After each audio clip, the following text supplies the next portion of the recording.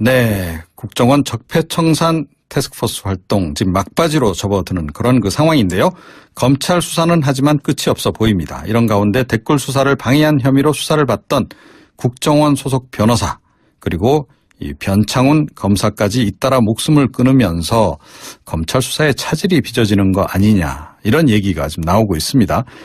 다른 한편에서는 전병헌 정무수석 관련 수사 또 함께 지금 진행이 되고 있어서 여러 가지 지금 배경 관련해서 뒷말이 돌고 있는데요. 검사 출신이죠. 더불어민주당 백혜련 의원 연결해서 이야기 한번 나눠봅니다. 안녕하십니까? 예, 안녕하세요. 네, 이 변창훈 검사의 투신 사망 관련해서 검찰 쪽에서는 그냥 그대로 철저하게 수사를 진행하겠다라고 지금 얘기를 하고 있는데요.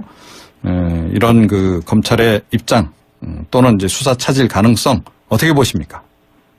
먼저 변창훈 검사의 죽음은 안타까운 일이고 이에 대해서는 애도를 표하는 바입니다. 근데 이걸 계기로 일부 언론이나 야당에서 지금 전형적인 물타기나 프레임을 전환하려고 하는 것이 저는 문제라고 봅니다. 네. 지금 검찰의 분위기를 본다면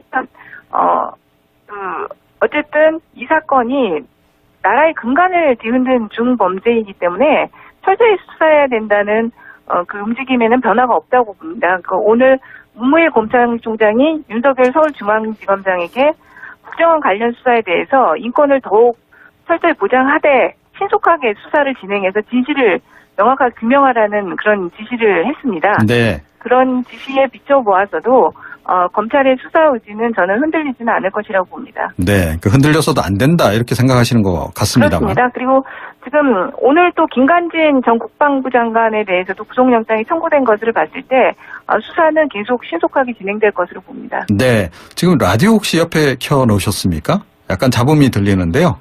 혹시 켜놓으셨으면 좀 꺼주셨으면 고맙겠습니다. 네, 알겠습니다. 네, 검찰 내부에서는 좀 수사가 과하다는 얘기가 많았다. 이러면 검찰이 결국 매번 정권의 충견이란 소리를 들을 수밖에 없다. 이런 얘기도 돌고 있다. 이런 이제 언론 보도도 나오고 있는데요. 이건 어떻게 생각하십니까?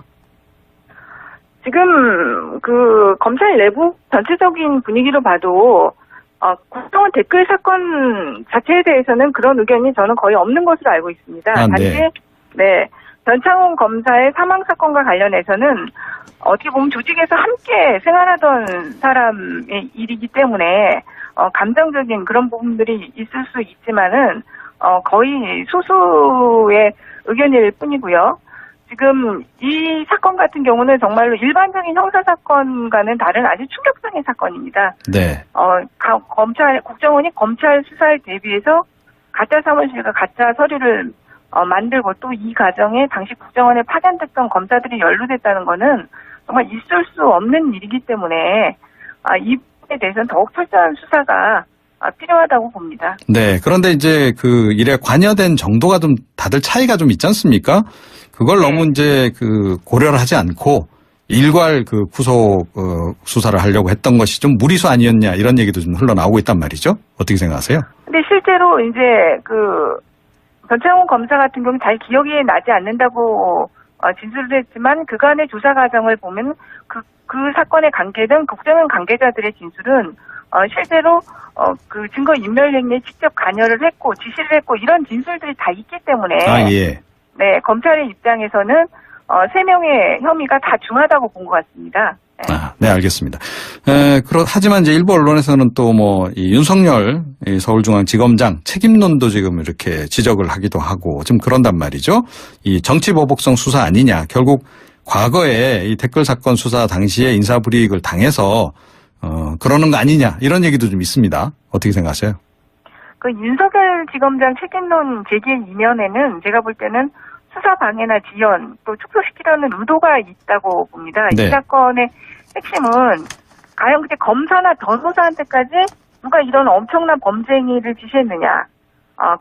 이런 사건을 정말 기획한 사람이 누구였느냐. 이런 걸 밝히는 것이 굉장히 중요한 부분이라고 보고요. 네. 오히려 이런 실체적 진실을 밝히는 것을 두려워하는 세력, 이런 세력들에 대한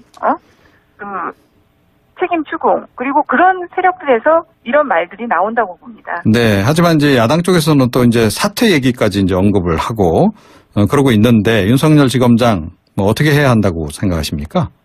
지금 이 사건으로 윤석열 지검장이 사퇴한다는 것은 말도 안 된다고 보고요. 오히려 자유한국당이 지금 윤석열 지검장의 사퇴를 주장하는 것은 검찰에 대한 그야말로 예합이라고 보입니다. 매우 위험한 주장이고요. 네. 오히려 윤석열 지검장은 흔들리지 말고 사건만 보고 뚝심있게 수사를 지휘해야 된다고 봅니다. 아, 예.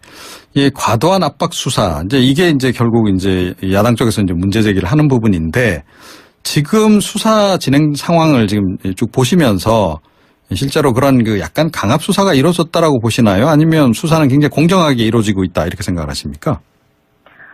지금 공정하게 그동안 과정에서 한 번도 인권 침해라든지 그런 문제 제기가 나온 적이 사실 없습니다. 그런데 사실은 이 법조인들 같은 경우, 특히 검사들의 경우에는 명예라는 부분이 굉장히 중요한 부분이기 때문에 네. 그것이 굉장히 손상이 되었다고 보아서 다른 일반인보다도 더 과도한 심리적인 압박감을 받은 것으로 보이지 이것이 어떤 검찰의 압박 수사로 인한 그런 죽음이라고 보기는 좀 보기 어려운 거 아닌가 제가 볼 땐 그렇습니다. 네, 알겠습니다.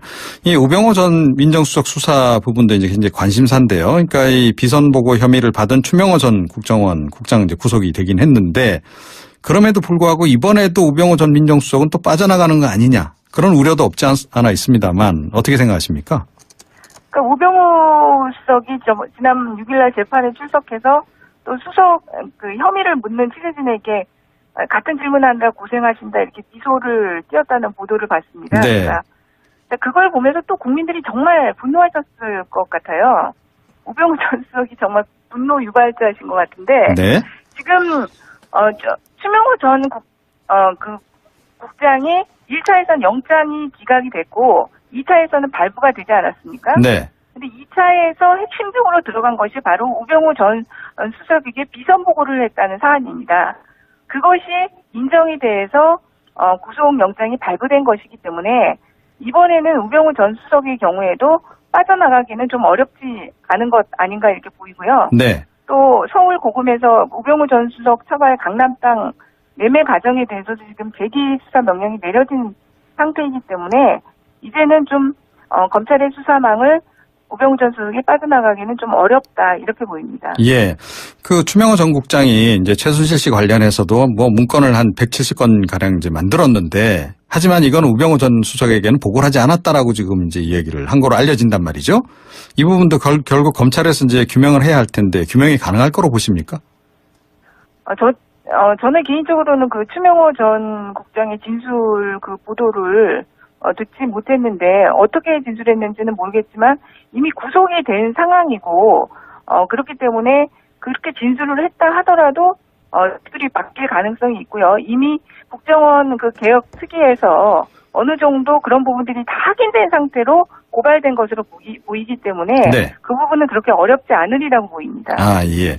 이 전병헌 정무수석 관련 의혹이 또 이제 제기가 됐단 말이죠. 이제 19대 국회의원 시절에 보좌진이 이제 금품 수수 혐의로 이제 체포가 되기도 했는데 이와 관련해서 이거 약간 물타기 아니냐. 그러니까 뭐 그런 얘기도 좀 없잖아 있어요. 어떻게 생각하세요?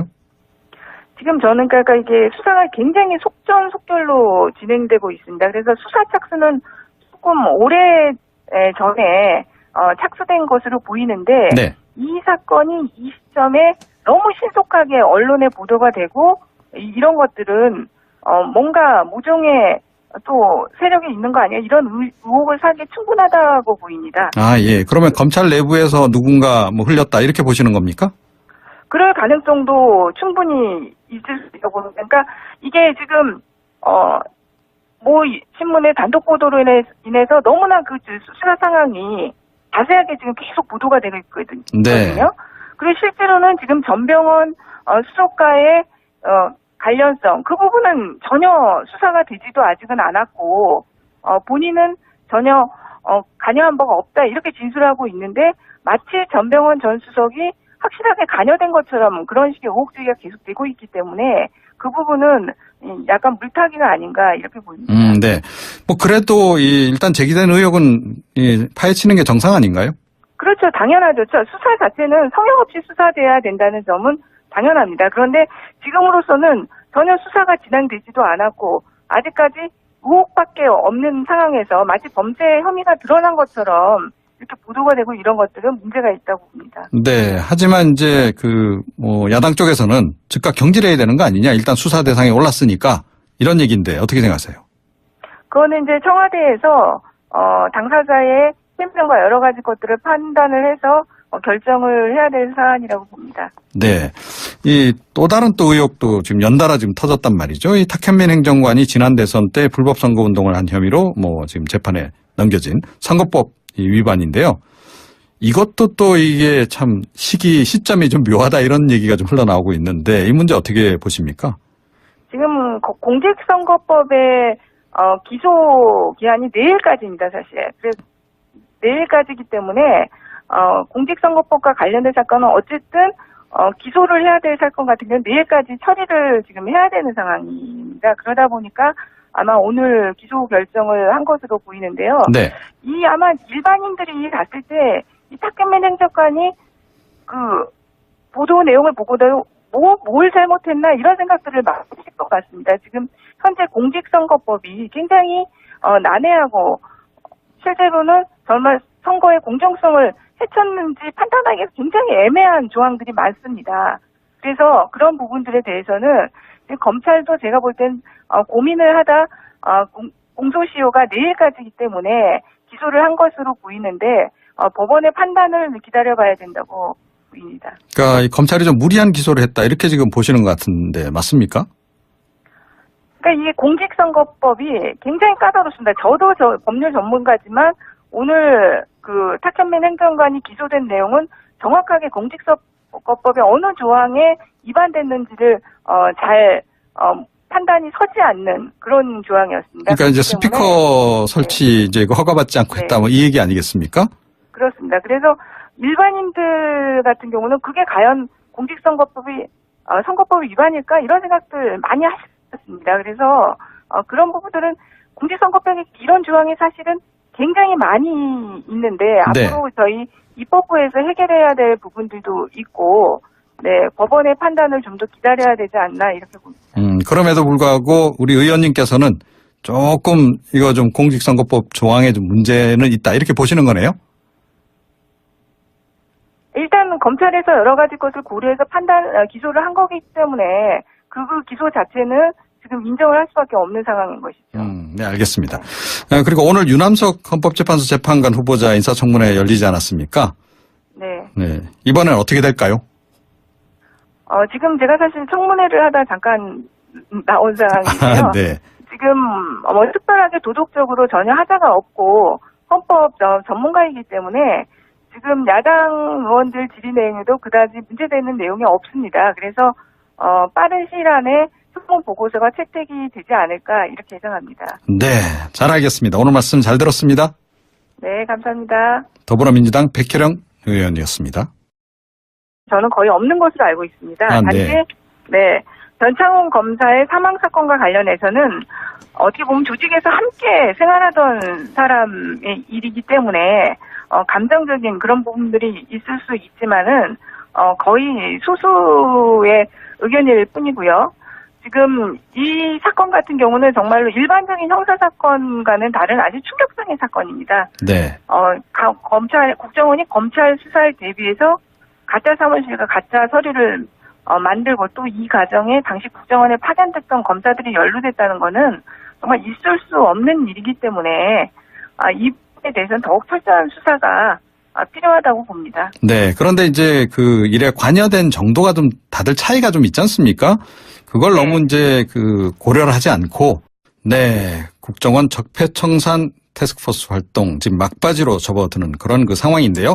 검찰 수사는 하지만 끝이 없어 보입니다. 이런 가운데 댓글 수사를 방해한 혐의로 수사를 받던 국정원 소속 변호사 그리고 이 변창훈 검사까지 잇따라 목숨을 끊으면서 검찰 수사에 차질이 빚어지는 거 아니냐 이런 얘기가 지금 나오고 있습니다. 다른 한편에서는 전병헌 정무수석 관련 수사 또 함께 좀 진행이 되고 있어서 여러 가지 배경 관련해서 뒷말이 돌고 있는데요. 검사 출신이죠. 더불어민주당 백혜련 의원 연결해서 이야기 한번 나눠봅니다. 안녕하십니까?